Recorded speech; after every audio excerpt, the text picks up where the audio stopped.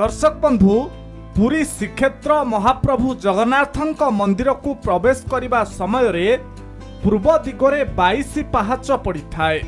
सही 22 पाहाच 22टी अपकर्म को नाश करिथाए। से अपकर्म नाश पाहाच मध्यरे गोटिए घन कला पत्थर रही। एठारे समस्तंक मनरे एक आशंका सृष्टि होइथाय जे एई घन कला पत्थर पाहाचटी को आमे स्पर्श करी चढ़ीकी जीवा ना आसीबा बेलकू एहा उपरे पाद देइकी आसीबा।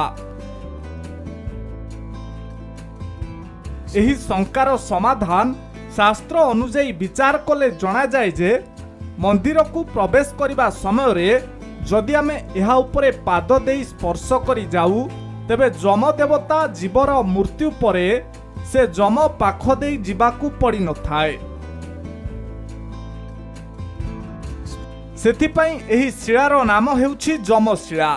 एभଳି भावे 4टी शिଳା श्रीक्षेत्र रे विद्यमान रहिछि। प्रथमटी हेउछि कैवल्यशिଳା, द्वितीयटी हेउछि मुक्तिशिଳା, तृतीयटी हेउछि पितृशिଳା और चतुर्थरे हेउछि जमशिଳା। जमशिଳା हेउछि जेतेबेले सिंहद्वार गोमुट भितर को प्रवेश करिवे सेतेबेले पतित पावन दर्शन करिवे। वाम पार्श्वरे अछंती प्रभु हनुमान। एहा परे 22 पाहाच ऊपर को गोटी गोटी करी चढ़िबा परे जेतेबेले एक बंध आसीबो जहा महाप्रभुंक सिंहद्वार रु गोमुट को प्रवेश करिबा पई सेतेबेले एक कला पत्थर पाहाच पड़िबो। सेठी हेउछि जमशिଳା।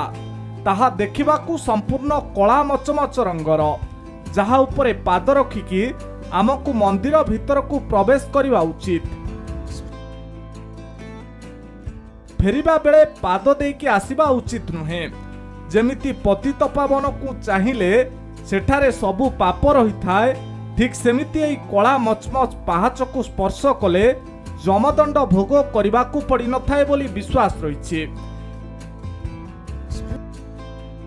यह मध्य विश्वास रही जे आसिला बेलकू जदि पुनर्बार सेठारे पाद रखी केही आसंती तेबे तांकर पाप पुणी सेठारु सेई व्यक्तिंक शरीर को फेरी आसी थाए। 22 पाहाच चढ़िला बेले महाप्रभुंक नाम जप करी चढ़िबा को पड़ी थाए। एपरि कले सबु पाप सेठारे ही रही जाई थाए, कारण सबु प्रकार अपकर्म नाश करिबा महाप्रभुंकर कार्य। सेथिपाई शास्त्र अनुଯାयी मंदिर रे समस्त व्यवस्था रही। जो व्यक्ति से घन कलाशिଳା उपरे पाद रखी महाप्रभु को स्मरण करिथाए तांकर निश्चिंत भावे सबु पाप नाश होइथाए। से भली व्यक्ति पुण्यात्मा भावे मुक्ति पाई थांती। एही कारणरू जम मध्य एही जमशिଳା को अपहरण करिथाए।